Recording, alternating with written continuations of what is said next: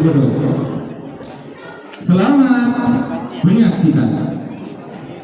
Hiduplah seorang pemuda yang bernama Jody. Ia adalah seorang anak yang berandalan, selalu membuat masalah, sering memalak, bahkan meminum minuman keras di sekolah. Ia tidak menghormati orang tuanya dan tidak takut dengan dosa dan azab dari Allah Subhanahu wa Ta'ala. Ia tidak pernah tahu bagaimana perjuangan ayahnya dalam mencari uang. Di sekolah, ia tidak peduli akan pelajaran dan nilainya. Setiap kali ibu guru bertemu dengannya, ia selalu acuh, sombong, dan tidak pernah mendengarkan nasihatnya. Dan, ada guru. Ketemu juga kalian, ayo masuk kelas sekarang. Itu apa yang kalian lakukan? Jangan bertingkah seperti ini, nak. Kasihan orang tua kalian yang telah susah payah mencari uang untuk menyekolahkanmu. Aku tidak peduli. Kamu itu cuma guru, bukan siapa-siapa. Ingat, selain donatur nggak usah ngatur. Jadi jangan sok paling bener deh. Omonganmu tidak penting. Udah, pergi aja dari sini, Bu, daripada ngomel terus. Awas aja kalian, bakal nyesel kalau udah tua nanti. Ibu guru pun keluar dengan marah. Jody dan teman-temannya kembali duduk ke tempatnya. Ayolah kawan, kita habiskan hari ini dengan bersenang-senang. Jangan dengarkan orang-orang di luar sana. Ayo tambah lagi minumannya. Siap. Setelah mereka banyak minum, mereka lalu pulang ke rumah masing-masing. Jody pun membawa botol mirasnya pulang. Bu, Pak, buka pintunya. Bu, aku ingin masuk. Bu, buruan cepat. Dasar ibu sama bapak sama aja gak guna. Kenapa kamu marah? Apa kamu tidak tahu kami sedang sholat? Kami ini orang tuamu. Bisa hormat sedikit? Pulang jam segini. Habis ngapain kamu? Banyak nanya. Hormat apaan? Minta uang rokok aja gak dikasih. Masa mau dihormati? Makanya kayak dulu, baru gue hormati. Jody, kenapa kamu bilang begitu? Daripada beli rokok, kami pilih beli beras, nak. Alah, alasan saja. Dasar ibu bapak miskin. Tahu gini gak usah lahir aja. Nah, ingat kami ini orang tuamu. Jika kamu belum bisa kerja, setidaknya kamu masih punya hormat. Aku tidak punya orang tua miskin seperti kalian. Aku ingin orang tua kaya yang punya segalanya, bukan yang hanya bisa mengeluh seperti kalian. Cukup, nak. Kami memberi apa yang kamu inginkan. Makan, baju, sekolah. Walaupun kami miskin seperti ini, setidaknya kami membesarkan kamu dengan kasih sayang, nak. Omong kosong.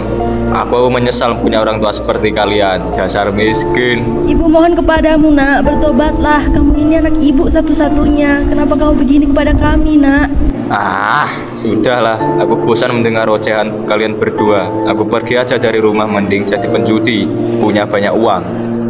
Ibunya pun menangis di pelukan ayahnya karena ia sangat kecewa dengan Jody.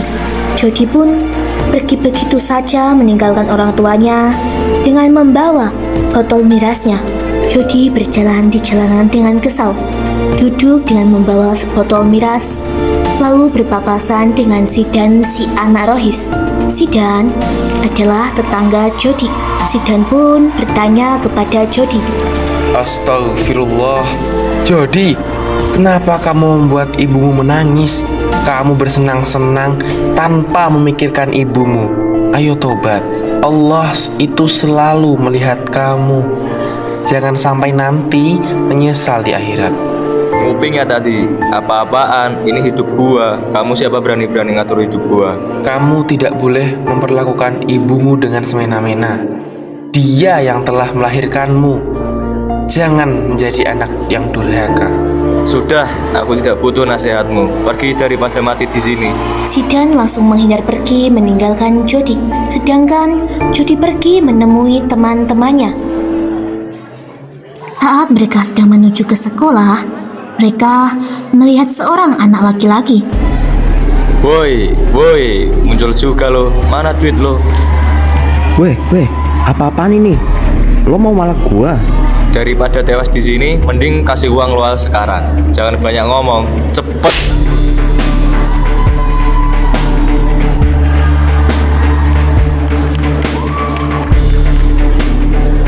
Awas, bakal gue bales. Oh, jadi lo berani sama gua? Jody dan teman-temannya mulai memukuli korban bersama-sama. Mana duit lo? Katanya bakal bales. Mana? Kok kalah? Korban lalu melarikan diri. Di tempat lain, korban yang babak belur bertemu dengan kakak-kakaknya. Mereka pun bertanya kepada korban. Kenapa lo? Abis dipukulin ini. Sama siapa? Itu si Jody. Di mana orangnya? Cepet ikut gua. Ayo. Kelompok korban mendatangi tempat Jody dan teman-temannya.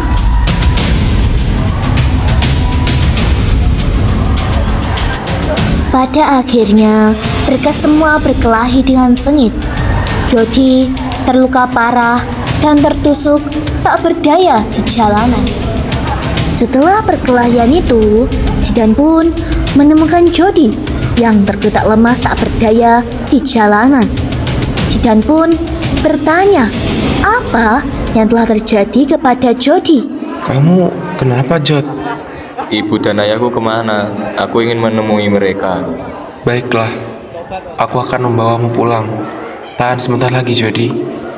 Lalu Zidan pun membawa Jody pulang ke rumah orang tuanya.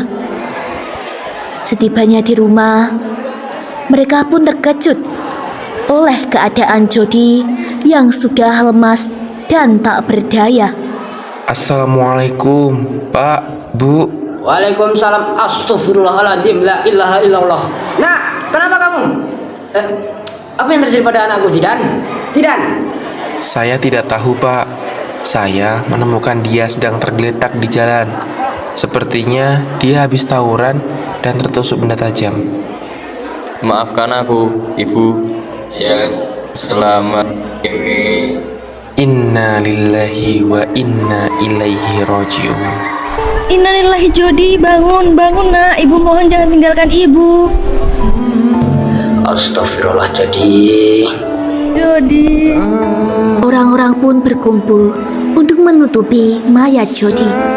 Orang tuanya pun menangis karena kehilangan anak satu-satunya. Jody pun menangis di sebelah mayatnya. Ia diseret dan disiksa oleh kedua malaikat. Ibu, tolong aku, Bu. Aku menyesal atas perbuatanku. Tolong aku, Ibu. Aku ingin berbicara kepadamu.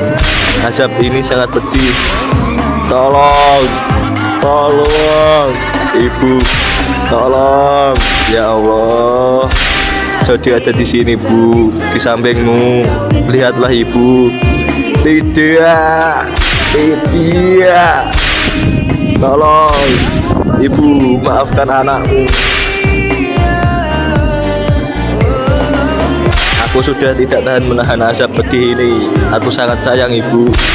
Aku tidak mau berpisah denganmu. Ibu, tolong aku. Ya, Ayah. Aku sayang Ayah. Lepaskan aku. Lepaskan. Aku ingin bersama Ayah dengan Ibu. Tolong. Kisah Jody mengingatkan kita bahwa penyesalan selalu datang terlambat dan maut bisa menjemput kapan saja saat kita sedang bermaksiat. Sungguh, ridho Allah terletak pada ridho orang tua, dan murka Allah ada pada murka mereka. Janganlah engkau pernah menyia-nyiakan kasih sayang ayah dan ibu demi kesenangan duniawi yang semu. Karena jeritan tobat di dalam kubur tidak akan pernah bisa mengembalikan waktu yang telah hilang. Sayangi dan patuhilah orang tuamu sebelum semuanya terlambat. Akhirnya, teman Jody yang selamat, yaitu Farel pun pergi menemui Zidan dan berkata kepada Zidan, Zid, aku udah capek, gak tahu harus kemana lagi. Aku juga gak punya teman. Jody sama Riko udah meninggal. Padahal mereka satu-satunya teman yang mau nemenin aku. Kalau kamu menyesal, kamu harus bertaubat, Rel. Aku akan selalu jadi teman kamu. Sekarang, ayo, aku ajak kamu ke tempat yang nyaman dan enggak akan bikin kamu kesepian lagi. Zidan dan Farel menuju tempat berkumpulnya anak-anak Rohis. Di sana, banyak anak-anak yang sedang belajar, tahfidz, hadroh, dan lainnya. Zidan pun meyakinkan Farel agar berubah menjadi yang lebih baik. Kita semua ada di sini, Rel. Kalau kamu mau berubah, di tempat ini kamu bakal belajar banyak hal yang bermanfaat buat diri kamu. Tapi aku kan pendosa dan gak pantas datang ke tempat orang-orang baik kayak gini. Sesungguhnya Allah Maha Memaafkan, Rel. Tiada kata telat untuk bertaubat selagi engkau masih diberi nyawa. Terima kasih, Zidan. Aku akan mencoba bertaubat mulai dari sekarang. Pada akhirnya, Farel pun berkenalan dengan beberapa anak Rohis, anak hadroh, dan anak tahfidz. Hai Farel, kalau mau syafaat Rasulullah, ayo sini kita sholawat bareng. Mulai sekarang mau belajar mengaji dan menghafal Al-Quran kan? Yuk buat mahkota untuk ayah dan ibu di surga nanti. Ayo ikut tahfiz bareng-bareng. Masya Allah, aku juga mau. Di sini kita bisa nambah pengetahuan tentang dasar-dasar Islam dengan cara yang asik, Rel. Ada ekstra harian yang nggak bikin bosen. Cocok lah untuk belajar sambil nyantai. Nih buku catatan dari kita. Selamat bergabung, Farel. Terima kasih banyak ya. Kalian emang teman-teman yang baik. Kami semua anak Rohis yang selalu siap bantu kamu, siap selalu jadi teman kamu, dan siap jihad bareng-bareng di dunia dan di akhirat. Aku janji, Sid. Aku bakal berusaha jadi orang yang baik. Terima kasih banyak, Sid.